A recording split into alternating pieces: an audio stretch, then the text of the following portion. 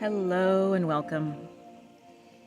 Welcome to Everything is Energy, and welcome to the full moon in the sign of Aquarius, which is exact on the 9th of August 2025 at 12:55 a.m. Pacific time. Now, there's something super important that happens literally, in theory, it ends 55 minutes before this full moon is exact. I'm going to offer that their energies are intertwined. It's the Lion's Gate. The Lion's Gate takes place annually on August 8th. I offer that the Lion's Gate is more than just a single day event. It is a time, it's an activation time where we get to receive downloads from the star Sirius. I'll put a link in the notes where I do an in-depth video about the Lion's Gate. But for now, it's worth noting that those energies are very much present and literally in the air as we are working with the energies of the full moon the next day. And those energies, those themes of the Lion Gate include presence and strength and truth. They also include being open to new ways of perceiving, new ways of creating abundance. So that, in a nutshell, is the broad swath of energy that is the background for this full moon. And like I said, I would offer that the Lion's Gate and this full moon in Aquarius are almost one and the same. It's a time that I mentioned in the video dates back to ancient Egypt. The Egyptians saw the heliacal rising of Sirius as a sacred time. Many think that the Sphinx is positioned specifically to celebrate this time on our planet. So let's get to what's going on with the full moon. During this full moon, we have the sun in the sign of Leo. It is Leo season. Opposite Luna in Aquarius. And Aquarius is fixed masculine air. Aquarius is ruled by Uranus. Aquarius is known for its desire for freedom of expression, but when we think about how it's ruled by Uranus, there's unexpected and sort of quick happening things. Aquarius is an energy that fights for a cause. It's a radical energy, but it's also seen or called or known as the water bearer, even though it's an air sign. The idea of the water bearer points to our emotions, and it points to the types of upgrades that we're getting with our energetic intuition. We're being invited this full moon to trust ourselves. To trust ourselves and to trust our universe about what is true. Another fortunate aspect that I believe links this full moon in Aquarius to the Lion's Gate is that both the sun and the moon, even though they're opposite each other, they're at 17 degrees of their respective signs. 17 in numerology reduces to the number 8. The Lion's Gate is 8-8. 8 on its side is the symbol for infinity. And it's also worth noting that in general, August 2025 also reduces to the number 8. So part of this swath of energy that's in the background is this idea of infinite intelligence, infinite possibility, infinite harmony, infinite balance. Now, the chart for this new moon is something that I have not seen, at least during the time that I've been doing this podcast, which has been, gosh, I don't know, 5 years or so at least. Oh gosh, probably more like 8 years. I don't know.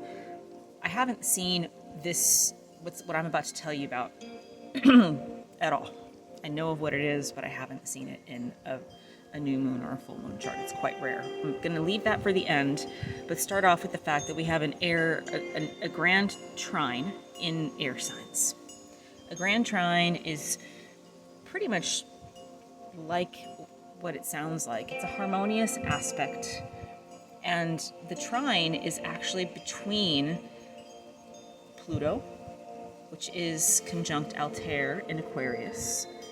And that energy, Pluto conjunct Altair, it's been conjunct Altair for a little bit of time now. That's a visionary energy. As we were talking about, it's restructuring our world to have more of a circular power structure versus a top-down power structure. It's a collaborative energy. It's an interconnected energy. This grand trine also, well, Pluto's trining Uranus is part of this grand trine, and Uranus is in the sign of Gemini, coming close to being conjunct Sedna. That's going to really be more intense next year. But this also is a visionary energy. This is about new ways of seeing and being and doing and knowing. And the last trine that we have in this grand trine is Mars in the sign of Libra. Mars just dipped into Libra, moved into Libra this week. And Mars, well, it can be challenged in Libra. I offered in the weekly forecast that it's less challenged than it was in the sign of Virgo. Mars has the chance, the opportunity to shift its action-oriented I am energy into a balanced space. So we're being invited to know what is true for ourselves, to speak and to be and to orient everything we do from this sense of the seat of our core of ourself. The energy of authenticity is also an initiatory energy, but it's almost like the new chapter is truth. The new chapter is speaking from our heart about what is true for us, and then coming from an understanding and receiving the understanding that is precisely what the world needs right now.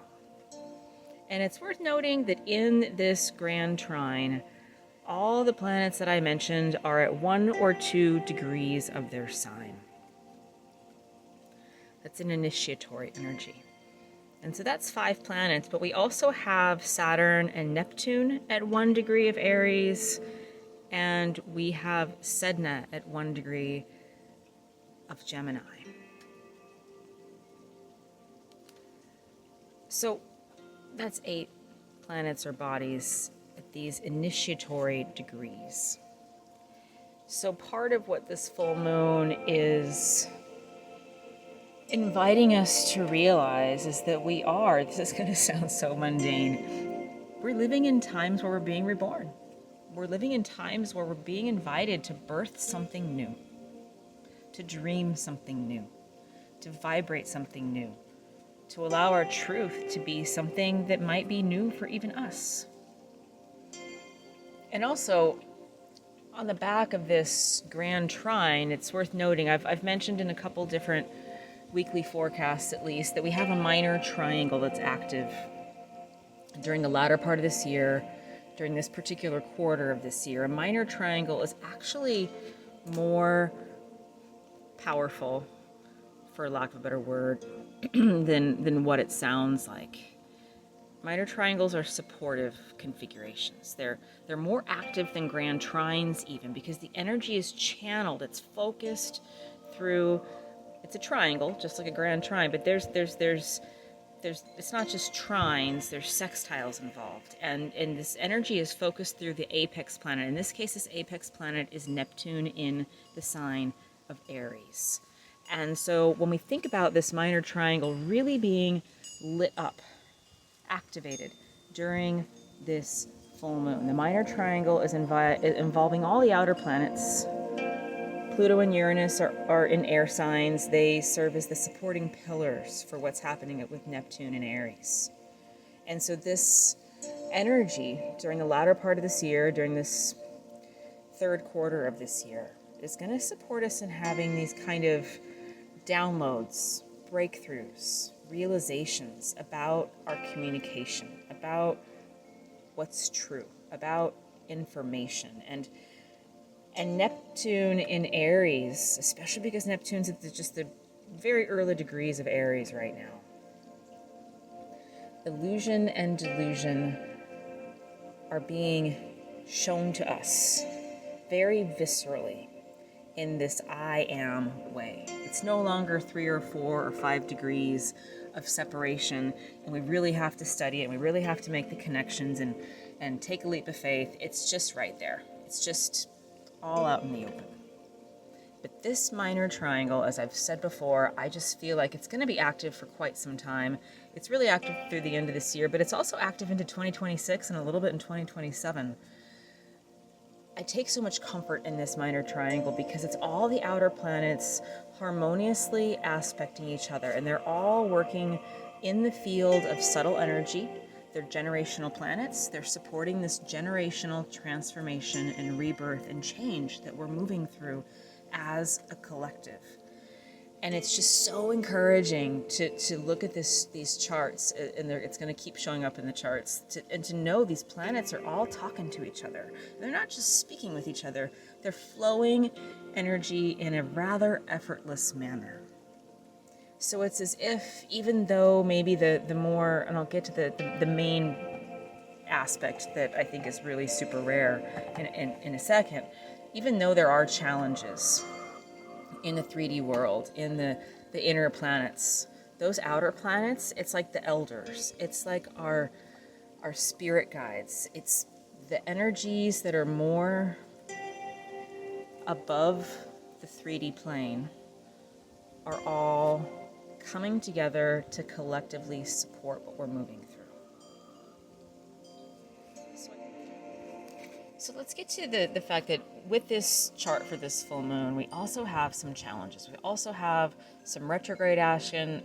We also have some hard aspects. Before I get to the thing that I said would be the big deal next, it's worthwhile to note that we have Venus squaring both Mars and Neptune and Saturn.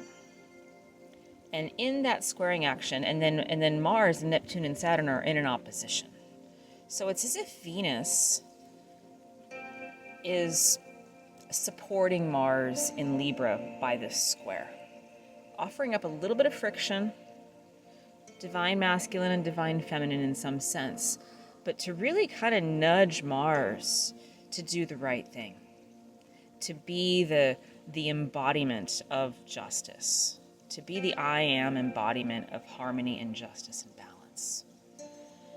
And Venus squaring Saturn and Neptune is inviting all of us to receive the things that aren't working, to not just willy-nilly ignore them and look over them, to really take a moment to reckon with the fact that some things are ready to be changed, some things are ready to be shifted. Now, it's also worthwhile to note that in this chart, we have a lot of retrograde action already. Neptune and Saturn are retrograde. Chiron's retrograde. We also have, we have a couple more planets that are retrograde. We have a couple more planets that are going to go retrograde. We have Saturn and Neptune and Uranus. During the latter part of this year, they're all going to be going retrograde. So we're going to be moving through a time for the latter part of this year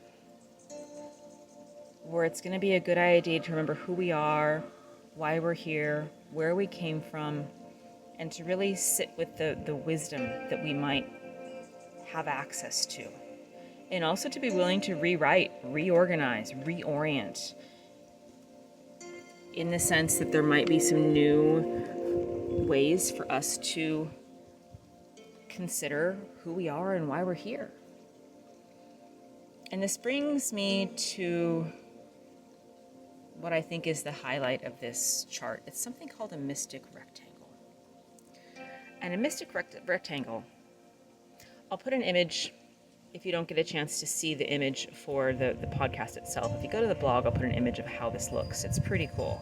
It's a rare aspect, it's a harmonious aspect, and it's a pattern that's formed by 4 planets that are connected by a few essential things. There's 2 oppositions here, there's 2 trines, and there's 2 sextiles, and this creates an outer rectangular shape that is very harmonious with the trines and sextiles. It's a favorable configuration overall. It offers balance, it offers stability, but it's also got this inherent tension of oppositions. But the idea is that the trines and the sextiles are going to help integrate and harmonize the opposing forces. So let's talk about the opposing forces here first. We have Mars, as I just mentioned, at 1 degree of Libra, opposing Neptune and Saturn at 1 degree of Aries. And so this is providing us, the friction is going to help us slow down and be selective about seeing through illusion and delusion. It's going to really help us to orient and to stay present and to stay in our center and to orient ourselves from the present. We're really being invited to get off of autopilot with that opposition. And the other opposition we have is Mercury in Leo is opposing Pluto in Aquarius.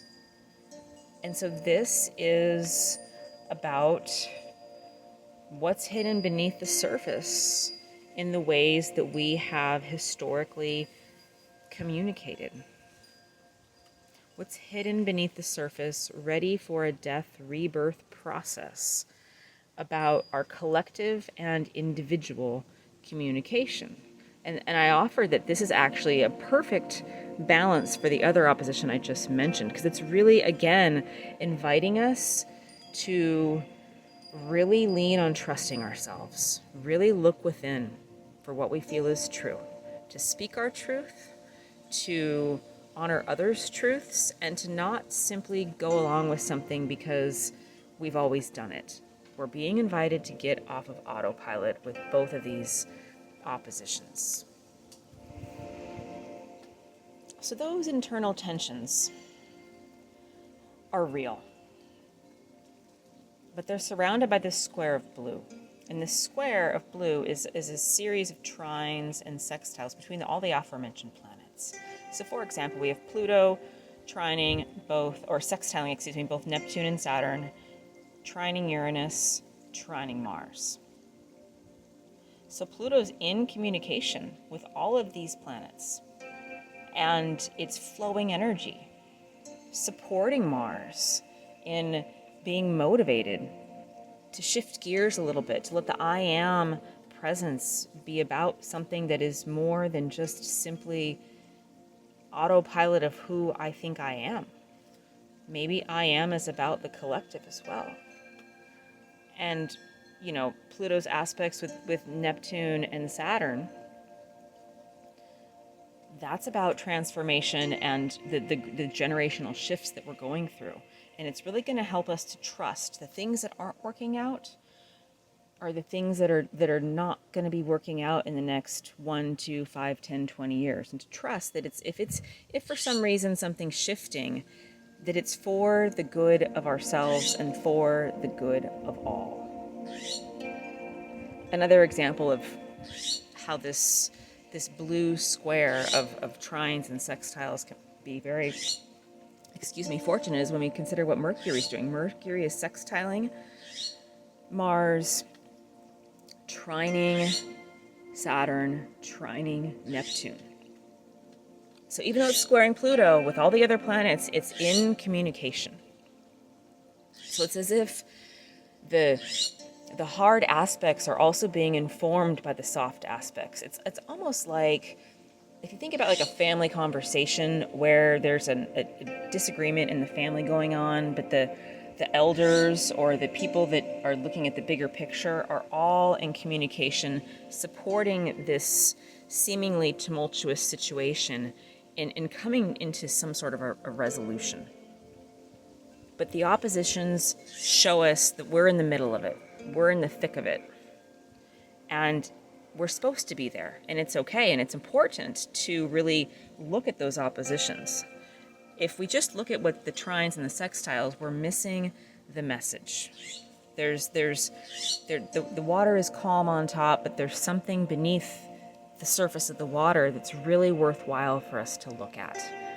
But also to know when we look at the opposition between Pluto and Mercury, the opposition between Mars and Neptune and Saturn, not to get overwhelmed by that, not to get discouraged by that, because we get to remember that there's all this harmonious energy that's informing all of these planets. They're all in this dance together. And that is why I think this particular full moon is just so magical. Magical because it's showing us that the tension is right on time. Things that we're experiencing in our world that may feel disharmonious, may feel like just friction that we don't want.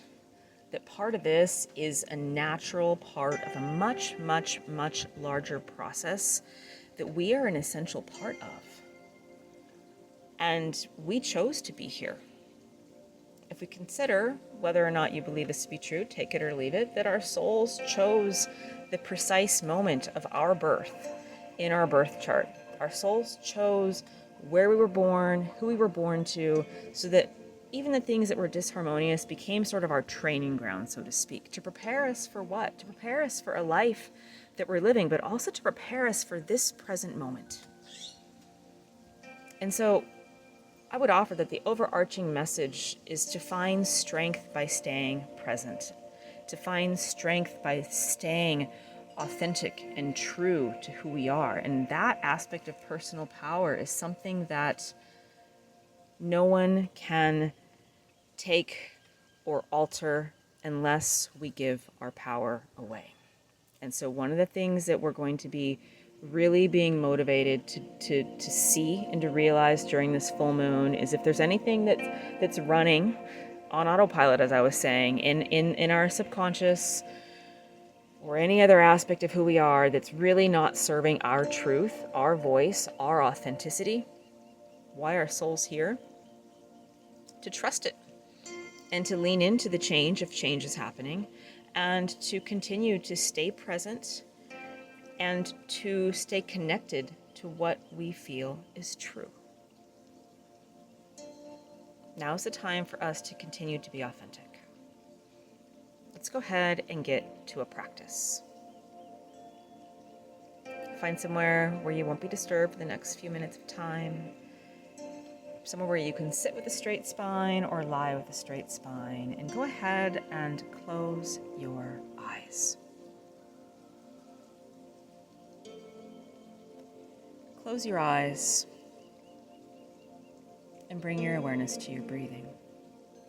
And first, just observe, just notice how you're breathing. Maybe it's a little shallow. Maybe it's a little quick. Let's start to deepen and lengthen, both the inhale and the exhale. Breathing in through your nose. Take in the fresh air, the fresh energy of this moment, and breathing out through your mouth, releasing anything that's ready to go. Anything that's stale, anything that's stuck, anything that's heavy. Let it go with your exhale. A few more moments of breath just like that. Breathing in. New energy, fresh air. Breathing out. Releasing.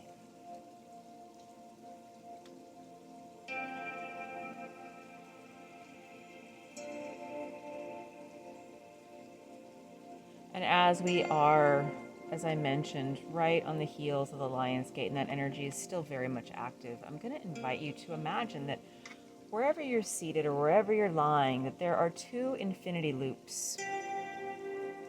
The number 8, but a little bit more like an infinity loop on either side of your body. As if they're 2 pillars that you're seated or lying in between. and start to connect with the energy of what that infinity loop, those two infinity loops are, what they signify. The harmony, the balance, the encompassing of polarity into this beautiful harmonious dance of infinite possibility, infinite intelligence. So as you breathe in now, take in that energy.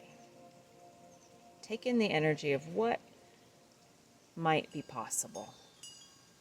And as you breathe out, release anything that's known or unknown, that's ready to go, that's not in sync with this notion of infinite possibility and infinite intelligence and infinite harmony.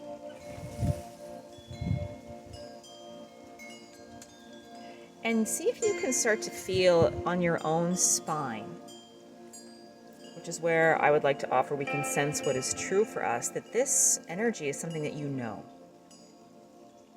This isn't foreign. This is familiar. This notion of infinite possibility, infinite intelligence, infinite harmony. That there's something about that energy, both infinity loops on either side of you, that you feel is more like a homecoming than like an activation from some foreign thing. It's just a reminder. It can feel like an upgrade in the sense that we tend to live in this stuck to the mundane world, but right now we're being reminded that we're so much more.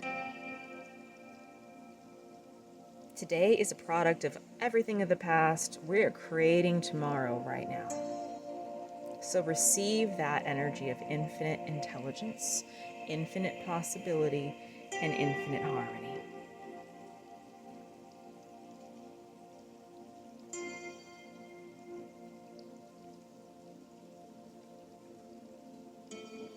And I invite you to imagine that there is, right in front of your third eye, there's this spark, a little tiny orb of purple light. And as you're focusing your consciousness on it, it begins to expand. This orb of purple light, as you're focusing on it, very quickly comes to merge with your energy field. It fills you up, and you are now sitting in this balm of brilliant violet purple light. Notice how that energy feels. And imagine that you're taking in this violet energy, this purple energy, into your cells, into your physical body, into your energetic body, into your emotional and mental body. And it's simultaneously calming, but it's also has a very high hum. It's very high frequency. It's reminding you who you are. It's reminding you why you're here.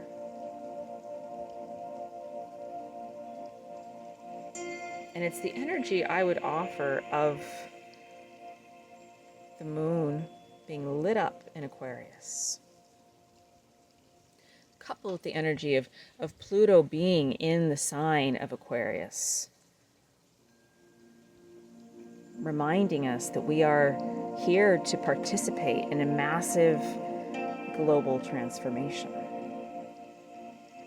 And so just take in that purple light as a blessing and an upgrade, and allow it to give to you precisely what you need in this moment. If it's calming, receive it. And or if it's an upgrade and an energizing experience or a new intuitive downloads, receive that.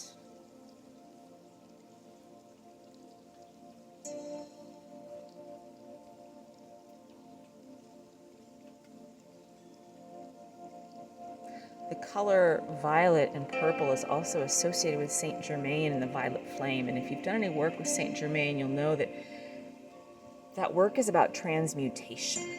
It's not transformation per se. Like we think about Pluto as being this planet of death and rebirth. And it takes this process. Caterpillar going through the cocoon to become a butterfly. Transmutation is instantaneous.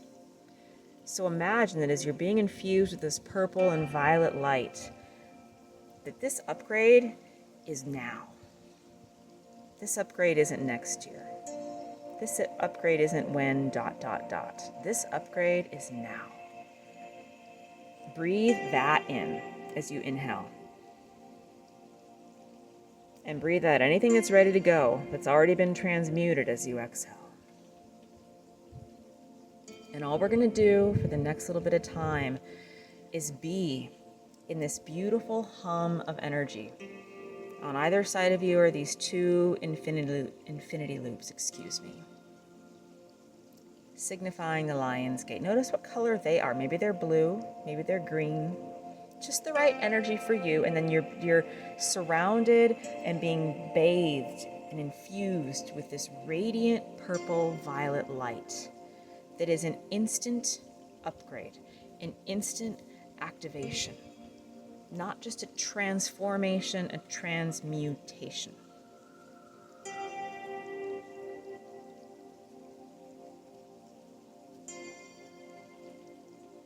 Breathe that in. And on your exhale, anything that's ready to go, let it go.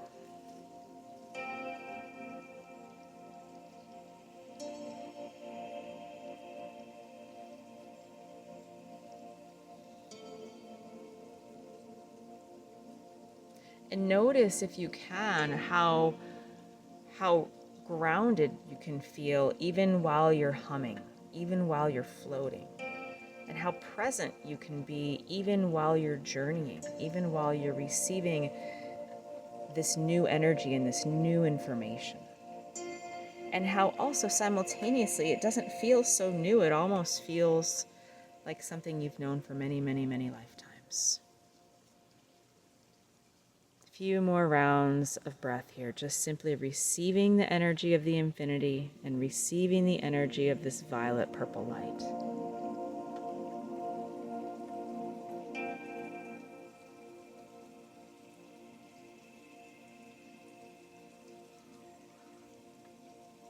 And see if as you're here, you can feel a sense of not just gratitude for who you are, for being right here, right now, but reverence for who you are. And for precisely how you are. And for your soul's very conscious decision to be here now. Not just thank you, but feel that sense of grace. For you, your consciousness, your ability as a creator in this precise moment in time.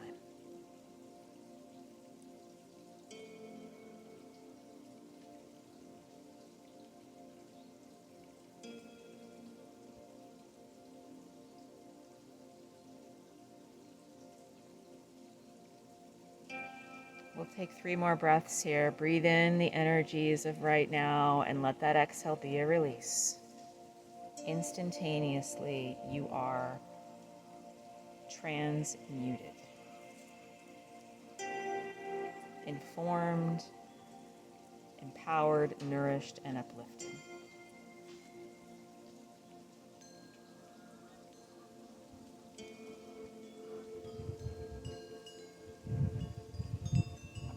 And before you open your eyes, I invite you to visualize that you are going to take this wisdom of who you are and how you are and why you are with you everywhere.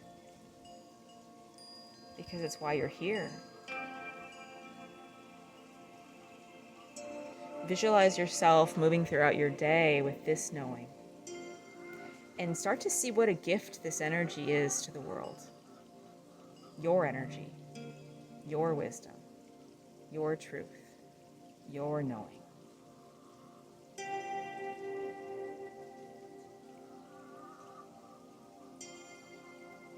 imagine that you not only carry it throughout your day for the rest of the day to day, but for the rest of this lunar cycle, for the next 2-ish weeks of time.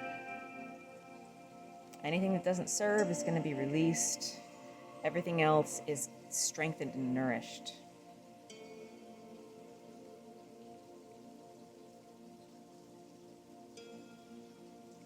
Thank you for joining me.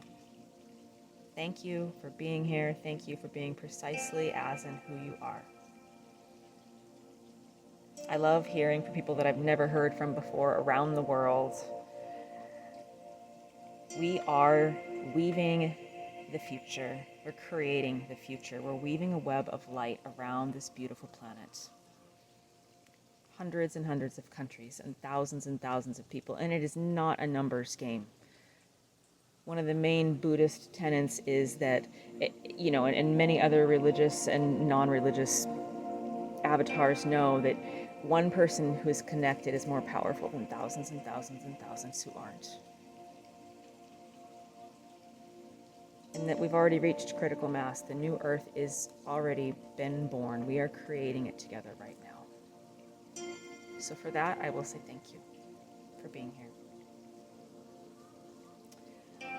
Sneak peek that I'm going to be opening up a really cool website offering some regeneratively grown herbs, herbal teas, herbal sprays and elixirs that are grown here on the farm where I live. And also I'm going to be teaching a course on astrology, the tarot, and the Kabbalah. Late August, early September. So if you're not on my email list, I love offering some discounts to folks who are on the list, and I'll be offering some discounts for those things. If you're interested, I'll put a link. And have a blessed full moon. And I invite you to walk with reverence for who you are throughout your day, throughout this week, throughout the next finishing of this lunar cycle of time. Bright blessings and so much love.